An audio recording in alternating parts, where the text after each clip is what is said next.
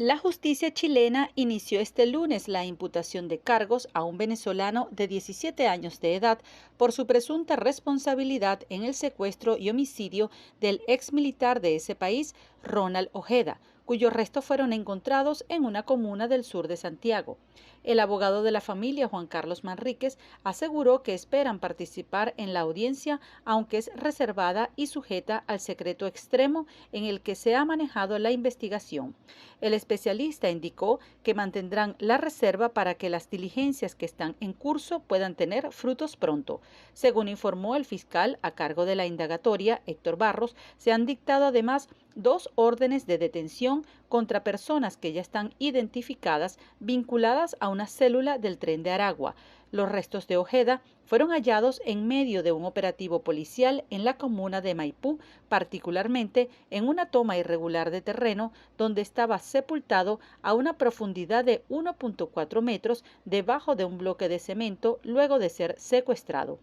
El jefe del Ministerio Público, Ángel Valencia, le afirmó a Radio Duna que el secuestro fue atípico por no solo la cantidad de recursos destinados a su comisión, sino que también porque había un exmilitar venezolano involucrado, hecho especialmente grave porque además era un refugiado. En la investigación mantienen la hipótesis que el secuestro haya sido ordenado por alguien que no está en Chile. Valencia también confirmó que en el informe de autopsia, de momento, no hay indicios de herida de bala. Además, el fiscal nacional subrayó la prioridad que reviste el caso para el Estado chileno y explicó que la reserva en las diligencias investigativas es fundamental para lograr esclarecer los hechos. De esta manera y a través de redes sociales, Nicolás Maduro hacía una invitación a la Organización de Naciones Unidas a participar como observadores en el proceso electoral venezolano, pautado para este 2024. Y además le dije al secretario general de la ONU, Guterres, nombre una comisión, ve para las elecciones, pues. Ya la puerta abierta, si no quieren ir ya es problema de ellos. Él solo me vio. Después yo, cuando ya nos veníamos, no había terminado la plenaria, eran las 8 de la noche, me acerqué, me despedí de Ras González, me despedí de Xiomara Castro y me despedí de Guterres. Y le dije, no se te olvide, manda a la comisión, Guterres. Para el director del Observatorio Electoral Venezolano, Luis Lander, cuando se habla de observación internacional en procesos electorales, la misma debe ser convocada de manera formal a través del Consejo Nacional Electoral. Sin embargo, para realizar este llamado es indispensable conocer la fecha de la elección y el cronograma que permita su organización. Cualquier observación internacional debe hacerse sobre la base de una invitación formal del Consejo Nacional Electoral que en definitiva termina tramitándose a través de la Cancillería. Entonces digamos, nadie puede venir por motos propios a hacer, no, yo vengo a observar, porque eso no, obviamente digamos, contraviene disposiciones internacionales que no permiten ese tipo de decisiones unilaterales. La elección tiene que tener un doble carácter básico. Por una parte, eso, ser convocada con suficiente antelación para que el Consejo Nacional Electoral pueda efectivamente realizar todas las tareas técnicas, organizativas necesarias para hacer un buen proceso, pero también para que los participantes en ese proceso electoral puedan organizarse adecuadamente. Por su parte, la consultora política y capacitadora electoral Egle González Lobato considera que la observación internacional puede ser determinante en la legitimidad e impacto político del proceso electoral. La importancia de la observación electoral internacional especialmente, que hay que decir que Venezuela tiene elecciones muy buenas en observación nacional, es lo que le permite, lo que habla de transparencia de la elección. Es decir, la transparencia se traduce en diversidad de actividades que cada actividad se va evaluando según unos indicadores internacionales. Entonces, ¿qué es lo que pasa con la transparencia de una elección? Bueno, que se ha determinado a nivel mundial, sobre todo en países con ciertos conflictos políticos, que eso apoya y aumenta la participación ciudadana. El pasado 1 de marzo, la Asamblea Nacional, en conjunto con algunos factores políticos del país, hicieron entrega de un documento ante el Consejo Nacional Electoral con 25 fechas probables para realizar la elección presidencial de este 2024, esperando que sea el ente comicial el que las tome en cuenta y pueda publicar una fecha específica para las elecciones. Desde Caracas, Venezuela, Irene Mejías. El Tribunal Supremo de Estados Unidos declaró este lunes inconstitucional la expulsión del expresidente Donald Trump de las primarias republicanas en Colorado, un fallo que le allana el camino para ser elegido el candidato de su partido a la presidencia. Tras la decisión, Trump aseguró que un tribunal no puede sacarlo de la competencia, solo los votantes tienen esa posibilidad. El fallo del Tribunal Supremo adoptado por unanimidad pone fin a los intentos de Colorado, Illinois y Maine para sacar a Trump favorito para ser el candidato en noviembre del proceso de primarias del Partido Republicano. Todos esos estados habían argumentado que Trump no podía competir en los comicios porque su implicación en el asalto al Capitolio de 2021 suponía un intento de insurrección, lo que en teoría lo descalificaba para ocupar cargos públicos según lo establecido en la sección 13 de la enmienda 14 de la Constitución. La enmienda 14, aprobada en 1868 después de la Guerra Civil, tenía como objetivo prevenir que los sureños rebeldes de la Confederación, quienes habían jurado lealtad a la Constitución para luego traicionarla, pudieran acceder al poder.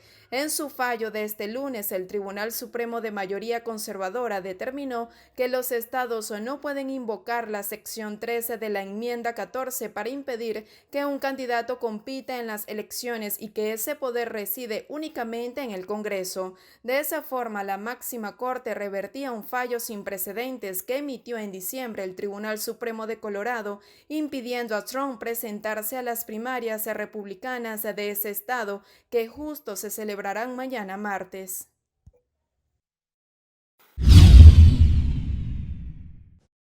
El Consejo Nacional Electoral anunció que el 28 de julio será la fecha de la elección presidencial en Venezuela. O elección presidencial del 2024, el día 28 de julio del presente año. Segundo, convocatoria al proceso electoral, hoy 5 de marzo. Tercero, jornada especial de registro electoral nacional e internacional desde el 18 de marzo a el 16 de abril.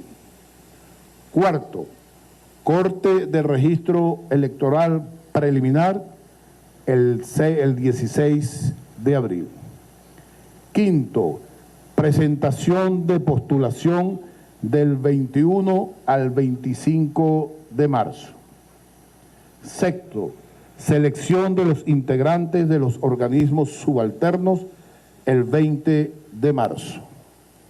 Séptimo, campaña electoral del 4 al 25 de julio.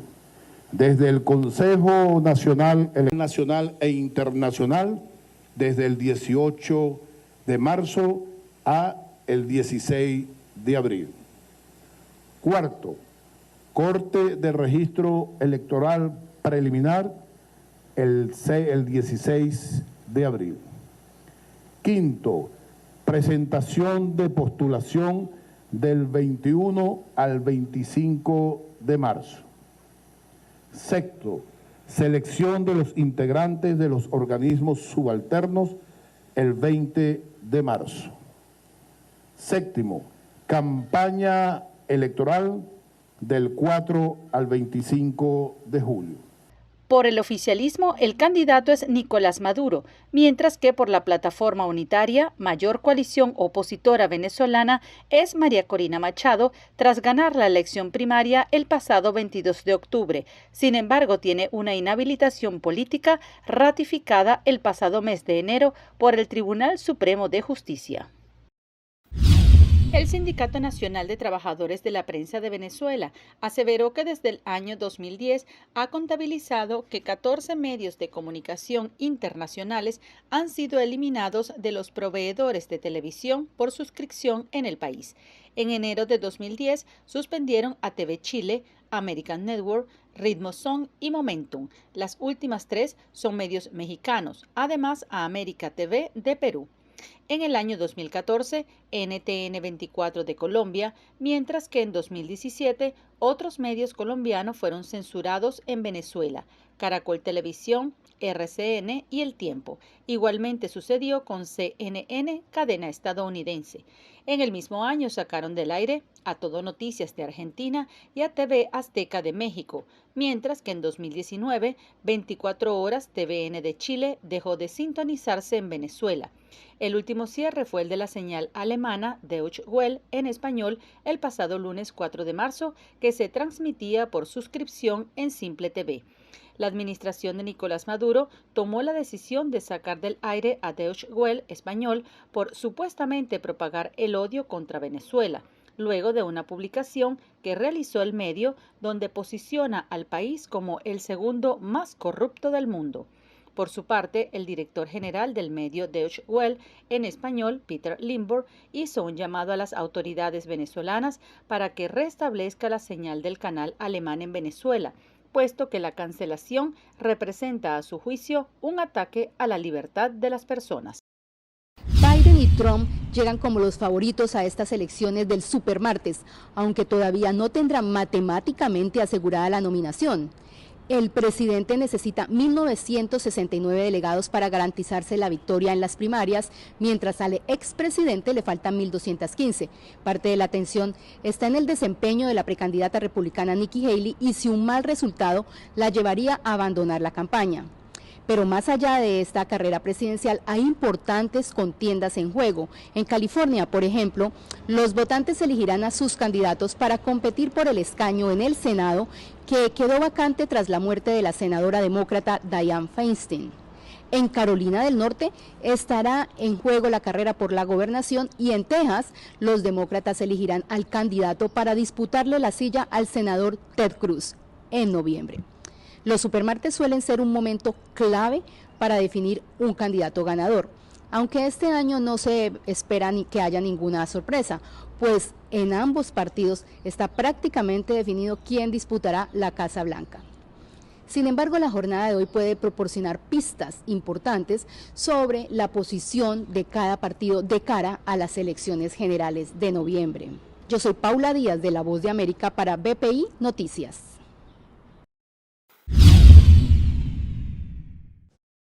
Ese día 7, 8 y 9, las calles, las comunidades y las VC harán su propuesta desde las bases en una demostración de democracia interna de quién será su candidato para las elecciones. Las bases harán, esto será, estoy seguro, por consenso, no tengo ninguna duda que esto va a ser por consenso porque nuestro pueblo está muy claro del esfuerzo titánico que ha venido haciendo el hermano presidente Nicolás Maduro al frente de la presidencia de la República, combatiendo ataques, sanciones, bloqueos y llevando a este pueblo a la victoria cada vez que tenemos oportunidad. Que el mundo sepa que Venezuela tiene sus métodos, que el Partido Socialista Unido de Venezuela aplica y usa la democracia participativa y protagónica como vía fundamental para la escogencia de su candidato a una elección presidencial. Cabello aseguró que el 15 de marzo realizarán un congreso para ratificar la propuesta del candidato elegido por las bases del oficialismo. De ser el candidato, Nicolás Maduro competiría para su segunda reelección tras la lograda en 2018 en unas presidenciales cuestionadas por la oposición y la comunidad internacional. María Corina Machado está recorriendo el país y según las encuestas de opinión sigue teniendo niveles altos de aceptación, manifestó Carmen Beatriz Fernández, quien indicó que de no poder participar será fundamental tomar en cuenta lo que diga como líder de la oposición. La figura de María Corina tiene un valor de endoso importantísimo, un valor de endoso muy alto. La capacidad de María Corina de endosar votos o de que se genere una gran transferencia de votos es muy grande. Sin embargo, María Corina no ha hablado nada de transferencia de votos ni ha hablado de sustitución de candidaturas. Es lógico que sea así, porque hasta el final yo creo que quiere decir que va a ser consecuente en ese hasta el final. ¿Hasta el final qué quiere decir? En mi interpretación, quiere decir que se va a hacer esfuerzos muy constantes y de mucha presión interna y externa para que haya un espacio de negociación hacia una transición que pase por incorporar a la posibilidad de que María Corina sea candidata. La consultora política hizo una lectura de cómo comienza el oficialismo su campaña electoral, bordeando los acuerdos de Barbados, tratando de no salirse por completo y rescatando figuras del pasado chavista para tratar de levantar la candidatura de Nicolás Maduro. La segunda lectura es ligada a la fecha, ¿no? El 28 de julio, ¿qué significa hacer la elección en el natalicio de Chávez? Pues significa que se está apelando a la figura del máximo líder del chavismo, obviamente. Pero eso significa también que toda la estrategia comunicacional que había desarrollado el gobierno Maduro durante los últimos 3, 4, 5 años, que implicaba darle realzar la figura de Maduro y quitar un poco la sombra de Chávez, que a la postre lo que quiere cualquier mandatario, fracasó estrepitosamente. O sea, se apela al chavismo duro y se buscará apelar en campaña al chavismo emocional porque se falló al transferir o realzar la figura de Maduro como líder, ¿no? La profesora universitaria de Comunicación Política Carmen Beatriz Fernández aseguró que el oficialismo no cumple del todo con los acuerdos de Barbados al no convocar a la Unión Europea como observadora de la elección presidencial. Desde Caracas, Fernando Tineo para BPI TV. Nikki Haley anunció su retirada de las primarias republicanas luego de un desempeño decepcionante en el supermartes, sin expresar un respaldo directo al expresidente Donald Trump, el único candidato restante en la contienda.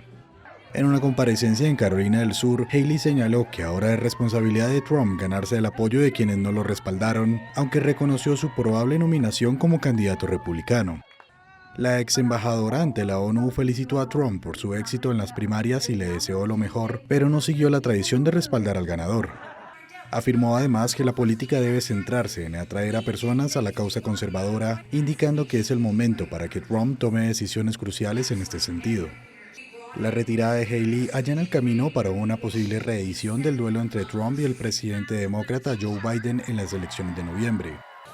A pesar de su apelación a los votantes moderados, Haley logró vencer a Trump en Vermont y el Distrito de Columbia, enfrentando una derrota significativa en su estado natal, Carolina del Sur.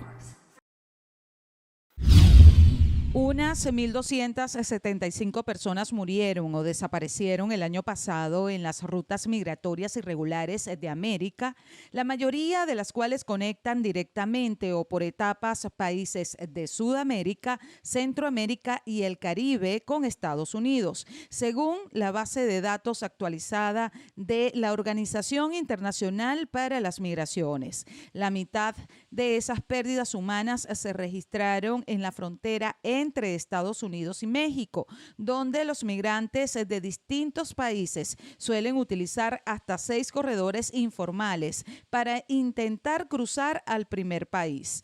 La segunda ruta más letal en América fue la trazada entre el Caribe y Estados Unidos por vía marítima, con 111 decesos, y la tercera, la que atraviesa el Darién, en Panamá, con 48. En los cruces de República Dominicana hacia Puerto Rico se contabilizaron 41 muertes y 4 de Haití a República Dominicana. No obstante, tanto en América como en el resto de las rutas migratorias del mundo, la OIM estima que las cifras reales de víctimas son más altas por las dificultades en la recopilación de datos, en particular en áreas remotas. A nivel mundial, 8.565 personas murieron o desaparecieron en las rutas migratorias en 2023, una cifra 20% más alta que en 2022 y que ha superado al récord anual anterior observado en 2016.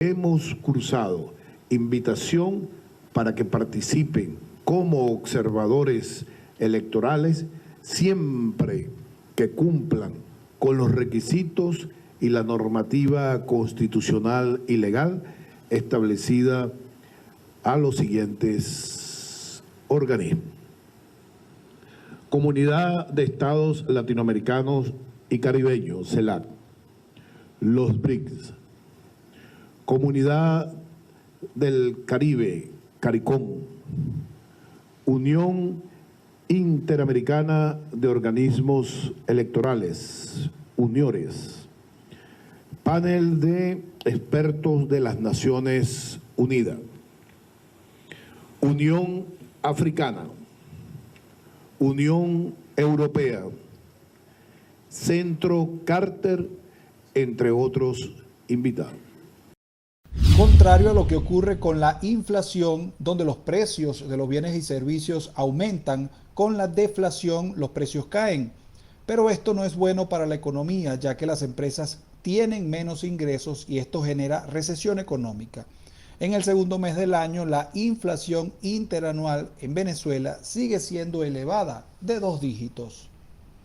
Hubo una deflación de 0,5% durante el mes. Sin embargo, en términos anuales, la inflación se sitúa en 85%, una tasa relativamente elevada todavía, aunque menor que la de meses anteriores. Hay una clara tendencia a la desaceleración de los precios. Ello ha ocurrido en virtud de 2 cosas. En primer lugar, el Banco Central ha venido interviniendo con fuerza en el mercado cambiario y el bolívar se ha apreciado, es decir, se ha fortalecido con respecto al dólar durante lo que va del año. Y en segundo lugar, hay un apretón fiscal muy importante, el gobierno no está gastando, los salarios siguen congelados y por tanto el consumo y la demanda agregada de la economía ha disminuido.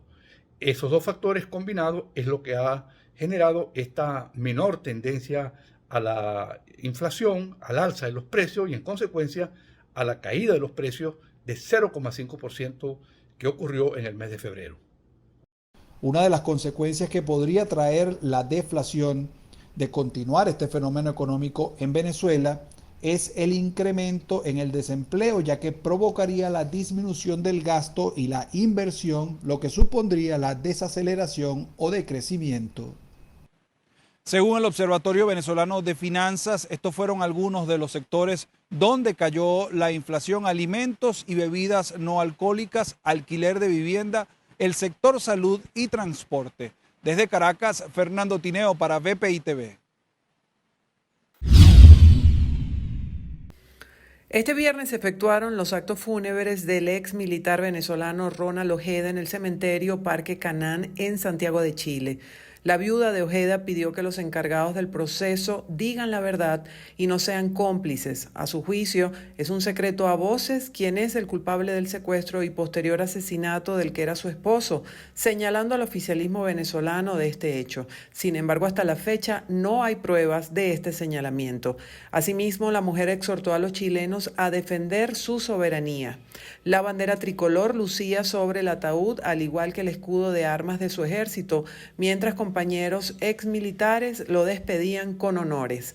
Las autoridades dispusieron medidas especiales por parte de la policía para resguardar a los familiares y amigos que asistieron al funeral, al cual no pudo acudir su madre, que está en Venezuela. Solo estuvo presente su esposa, hijo y hermanos. El Servicio Médico Legal de Chile entregó el jueves a los familiares el cuerpo del exmilitar venezolano Ronald Ojeda, hallado sin vida después de que lo secuestraran en su vivienda en la comuna de Independencia el pasado 21 de febrero en Santiago de Chile. Las autoridades continúan la investigación para esclarecer los hechos. Por el momento hay un menor de edad venezolano detenido y 2 órdenes de búsqueda internacional. Es un caso gravísimo y por lo mismo desde el primer día, desde la hora cero, estuve en contacto con nuestra ministra del Interior, Carolina Toá, siguiendo todos los detalles del caso e instruyendo todo el apoyo y colaboración del gobierno a las instituciones que les corresponde investigar este tipo de sucesos y, como hemos visto, han tenido resultados contundentes en plazos breves, con un trágico desenlace sin lugar a dudas, que es el asesinato vil de Roland Ojeda, pero en donde ya se han identificado responsables y la organización que está detrás de esto. Como gobierno actuamos con fuerza desde el primer día para que esto se esclarezca y como presidente de la República yo también hablo a través de mis ministros. Además, aseguró que la policía y otros organismos trabajan en el caso y afirmó que las instituciones chilenas funcionan y son respetadas. Por otro lado, aseveró que su gobierno colabora para que se realicen elecciones presidenciales con garantías para todos los sectores en Venezuela. Yo he sido muy crítico, y no solo crítico, sino que he denunciado en foros internacionales las violaciones a los derechos humanos de un régimen que sin lugar a dudas ha tenido una deriva autoritaria. Y nosotros, como es el régimen venezolano, y nosotros, como gobierno, hemos buscado colaborar para que haya un encauzamiento democrático y que las elecciones que deben realizarse este año cumplan con todas las garantías para todos los sectores políticos en Venezuela, para todos los sectores políticos en Venezuela. Y en eso, la voz del gobierno y la política internacional del gobierno la decido yo. Y yo he establecido públicamente una condena clara a las violaciones a los derechos humanos y a las restricciones a la libertad de expresión que, desde nuestro punto de vista, han existido durante los últimos años en Venezuela. Boric hizo este pronunciamiento durante una rueda de prensa conjunta con el presidente del gobierno español, Pedro Sánchez, quien visita Santiago de Chile.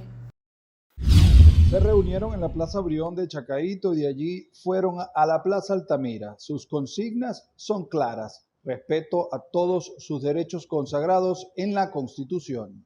El trabajo digno, la igualdad entre hombres y mujeres. Las mujeres exigimos igualdad, salario, pensiones y condiciones laborales dignas. Sin equidad de género no habrá democracia. Manifestaron que en Venezuela la mujer se siente vulnerable. No voy a dejar de decir en este momento la importancia que hay en este país de que no tenemos sistema de salud y que las mujeres ahorita estamos vulneradas en cuanto al derecho a la salud y a la vida. Y eso es importante tomar y llamar la atención de que no ha habido políticas eficientes en cuanto a la brecha que se está abriendo y cada día es más profunda de lo que es los derechos de las mujeres, no solamente el derecho a la salud, sino a los derechos de sociedad, de expresión, de tener una vida libre de violencia.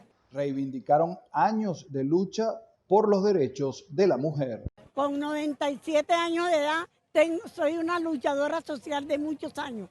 Vengo desde la OEA, estuve en la OEA por 3 meses. Y cuando murió el señor Brito, estaba yo en la OEA. Así es que ustedes saben con quién están tratando. Yo quiero pedirle por favor al presidente de la República, porque él hay que respetarlo como presidente, y exigirle que por favor que nos tiene que subir el sueldo, porque el sueldo que tenemos no se compra ni un cartón de huevo, ni un pancito, porque el pan está caro. Y él quiere que nosotros nos dobleguemos ante él. Lo lamento mucho. Nosotros las mujeres somos las que vamos a mandar en este país. En la Plaza Altamira culminó esta manifestación de las mujeres conmemorando su día acá en la ciudad de Caracas, exigiendo derechos económicos, políticos, sociales, de salud, en fin, igualdad de género. Desde Caracas, Fernando Tineo para BPI TV. El director técnico de la selección venezolana de fútbol mayor, Fernando Batista, dio a conocer la convocatoria de jugadores de cara a la doble fecha FIFA de marzo, donde la Vinotinto se medirá a Italia y Guatemala en territorio estadounidense. Ante la multicampeona mundial, el duelo se llevará a cabo el venidero 21 del presente mes en el DRV-PNK Stadium de Fort Lauderdale, Florida, a partir de las 8 de la noche, hora venezolana, mientras que el amistoso contra el seleccionado centroamericano se disputará 3 días más tarde en el Shell Energy Stadium de Houston, Texas. En la lista de jugadores se destaca la presencia de Salomón Rondón del Pachuca mexicano, Darwin Machís del Cádiz español, Jordan Osorio del Parma italiano colombiano y Tomás Rincón del Santos brasileño. Una de las características de este grupo tomada en cuenta para los careos en suelo norteamericano es la mezcla entre veteranía y juventud. Nombres como Telasco Segovia, John Aramburu, Giovanni Bolívar, entre otros, son un claro indicativo de que el cuerpo técnico del combinado nacional cuenta con la generación de relevo. Vale la pena destacar que la Vinotinto debe aprovechar esta ventana de fogueos, ya que la Copa América está a la vuelta de la esquina y para el segundo semestre del año se reanudan las eliminatorias rumbo al Mundial 2026. Para Noticias VPI TV, emisión central, se despide Luis Enrique Acosta.